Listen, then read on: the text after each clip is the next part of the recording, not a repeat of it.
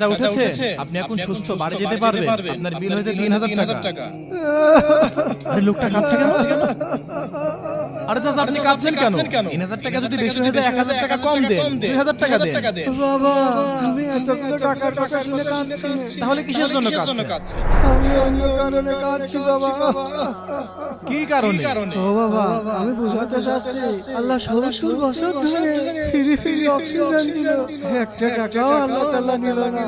আর তোমাদের কাছ থেকে একটা ঘন্টা অক্সিজেন নিছি, এই জন্য তোমরা 3000 টাকা দাবি করছো। সারা জীবন ওই আল্লাহ বিনা অক্সিজেন দিয়ে যায়, তারপরেও আমরা মানুষ নাফরমানি করি। হ্যাঁ চাচা, আপনি একদম ঠিক কথা বলেছেন। আল্লাহ তুমি আমার মাফ করে দাও, মাফ করে দাও, মাফ করে দাও।